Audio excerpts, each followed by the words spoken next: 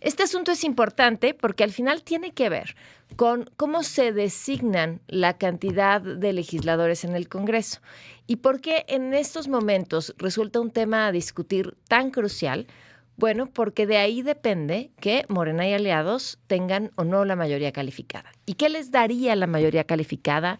Como diría Monreal, el poder transformador. O sea, el poder de modificar la Constitución prácticamente sin una sola barrera. Lorenzo, ¿cómo estás? Muy buenas tardes. Hola, Pamela, qué gusto de saludarte aquí con problemas de comunicación en medio de la tormenta. Hoy, Pero bueno, a ver, este tema que pareciera súper complejo porque tiene que ver sí, con ecuaciones matemáticas, ¿de qué se habla? Bueno, de entrada, yo creo que podríamos empezar por explicar cómo se sí. reparten los asientos en el legislativo.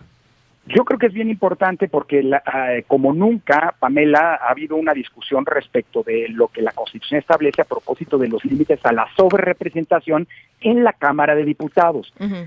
Hay que recordar que esta Cámara se integra por 500 diputaciones, Uh-huh. de los cuales 300 se eligen por el principio de mayoría relativa, es decir, el país se divide en 300 distritos y en cada uno se elige a aquel candidato que obtuvo el mayor número de votos en esa demarcación. Y además hay 200 diputaciones de representación proporcional, que son escaños que se distribuyen a los partidos políticos de manera proporcional al porcentaje de votación que obtuvieron. Uh-huh. Ahora, hay una serie de reglas, Pamela, que vienen desde el año 1996, Uh-huh. que establecen límites a la sobrerepresentación o a la presencia que pueden tener los partidos políticos. El propósito entonces fue muy claro, que ninguna fuerza política pudiera por sí sola modificar la Constitución al tener 2/3 partes de la Cámara. Es decir, que dado que la Constitución es algo en lo que todas las fuerzas políticas tienen que de alguna manera que reflejarse, que verse representadas, que verse reflejadas, pues que ninguna fuerza política la pueda modificar a su antojo, que no dependa solo de las mayorías. Bueno, para ello se establecieron 2 reglas. Primera, que ningún partido político podría tener más de 300 diputaciones por ambos principios. Y segunda, que ningún partido político puede tener un número de escaños en la Cámara de Diputados que represente un porcentaje del total de legisladores mayor al 8% respecto de su votación.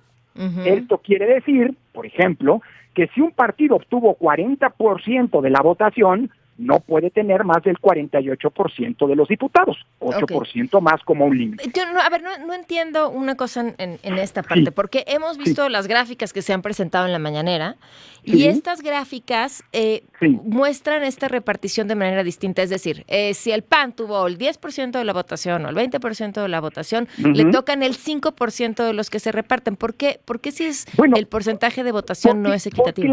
Porque las limitaciones que establece la Constitución no son a la subrepresentación, es decir, que tengas menos escaños que el porcentaje de votos, aunque esto tal vez en el futuro habría que vigilarlo o revisarlo, sino son límites a la sobrerepresentación, es decir, pero entonces, la propia ¿cómo se eligen, cómo se reparten? Si en realidad... es que este es un gran punto, Pamela, y ese es el centro del debate.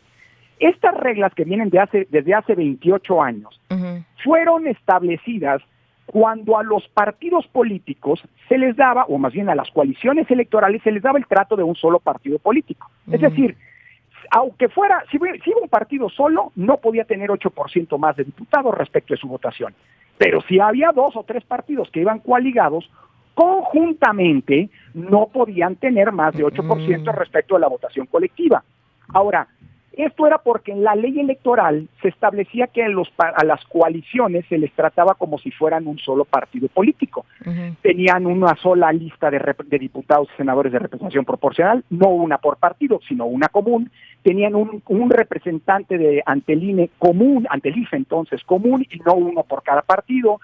Los tiempos de radio y televisión se les asignaban como si fueran un solo partido y no 3 o 4 o los que fueran coaligados, etcétera. Es decir, no importaba que fueran solos o que fueran en coalición, se garantizaba que nadie tuviera 8% más de la votación que había de curules respecto a la votación que había recibido. El problema, Pamela, fue que incluso te recordarás, en el año 2000, por ejemplo, el Verde y el PAN, el Verde entonces estaba aliado con el PAN, fíjate cómo da vueltas la vida, luego lo estuvo con el PRI, por cierto, pero bueno, se fusionaron en un solo logo. Los partidos que postularon en coalición a Cuauhtémoc Cárdenas tenían un único emblema. Para evitar el trafique de votos y que los ciudadanos pudiéramos decir cuántos votos le correspondían a cada partido, fueran o no en coalición, en 2007, es decir, 11 años después de la reforma esta que te planteo, se estableció que los logos de los partidos que iban coaligados iban a ser independientes. Lo mismo sus prerrogativas, el acceso a la radio y la televisión, etcétera. Es decir, solamente las coaliciones eran para postular al mismo candidato, pero como partidos presentaban sus propias listas de representación proporcional y demás. Así estamos hoy. El problema es que con el tiempo la figura de la coalición, a partir de estudios de una ingeniería electoral muy sofisticada, se utilizó para burlar lo que decía la Constitución. Y dado que la Constitución prohíbe que, y lo dice así, que ningún partido tenga 8% más de curules respecto de su votación, hoy se dice, no, pero el PT, el Verde y Morena somos partidos independientes. Y aunque hayamos sido coaligados, el 8% se nos tiene que aplicar individualmente. Es decir, 8 a Morena, 8 al PT, 8 al Verde, que te dan 24. Es decir, lo que hoy está en discusión, Pamela, es cómo va a interpretar el INE y el Tribunal Electoral a la Constitución. Si se retoma el espíritu originario de que ninguna fuerza política pueda modificar la Constitución a su antojo, y hoy sabemos que el PT, el Verde y Morena han actuado y actúan como una sola fuerza política, de la última legislatura, todas las votaciones prácticamente fueron las mismas. Entonces el punto es si se puede utilizar hoy la coalición para darle la vuelta a esa idea original de la Constitución o no. Ahí está la discusión. Y si bien es cierto que en los años anteriores se ha aplicado de manera literal lo que la Constitución establece, es decir, este límite de 8% se ha aplicado a los partidos y no a las coaliciones, pues también es importante tomar en cuenta todos los argumentos que se han puesto en la mesa.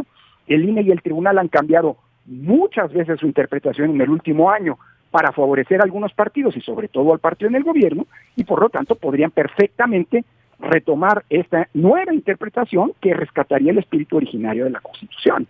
Ahora, ¿no tendría que tomarse en cuenta, dependiendo cómo se obtuvieron esos votos? O sea, si esos votos se obtuvieron desde la coalición, entonces cuenta como la coalición. Si esos votos se obtuvieron como partido independiente, ¿tendrían que contarse así para ver cuánto les tocan? Esa sería una muy buena manera, porque lo que hoy sabemos, y algunos autores, como algunos analistas como Ciro Murayama han demostrado, es que la gran mayoría de las diputaciones que el PT y el Verde ganaron como en los distritos, pues en realidad fue obteniendo el mayor número, o sea, fueron con votos de Morena, ¿me explico? Es decir, los votos emitidos por Morena son los que le dan el triunfo a estos candidatos del Verde y del PT. Sí, o sea, porque iban en la coalición. Claro, porque iban coaligados, pero yo creo que eso es lo que estás diciendo, es un punto muy importante. Sí, pero a ver, hoy lo que sabemos es que esa coalición, hablando de ingeniería electoral, pues colocó a diputados del Verde y del PT en distritos que ganaba Morena para que ellos llegaran por las siglas del PT y del Verde y no se le sumaran a los límites que legalmente le corresponden a Morena. Es decir, si tú ves esto que estabas diciendo y que apareció en la mañanera, de ver a la votación por partido, el PT tiene una sobrerepresentación muy importante de más del doble de porcentaje de diputaciones que de votos. Y el Verde igual. Es decir, se utilizó, para decirlo de alguna manera, al Verde y al PT para colocar diputados que no le cuentan a Morena, pero que van a votar con Morena, y eso ya lo sabemos, ¿no? Para burlar el límite que establece la Constitución, ¿no? Bueno, pues quedará entonces en manos del INE y seguramente después del Tribunal Electoral esta definición que cambiará prácticamente la conformación o las piedras o no en el camino que tenga la próxima legislatura desde la fuerza mayoritaria. Sí, porque Pamela, la diferencia entre aplicar un criterio, una interpretación y la otra, es que con el que se pretende, ¿qué ha ocurrido hasta ahora? Hay que decirlo, pero que es equivocado. Hay que decir que hace 3 años hubo 4 consejeros que votamos en contra de aplicar esta regla, ¿no? Porque la creímos equivocada. La mayoría decidió que así era. Pero bueno, mi punto es que si se aplicara otra vez esta regla, pues Morena tendría y sus aliados tendrían cerca del 72% y podría modificar la Constitución en su antojo. Si no se aplica...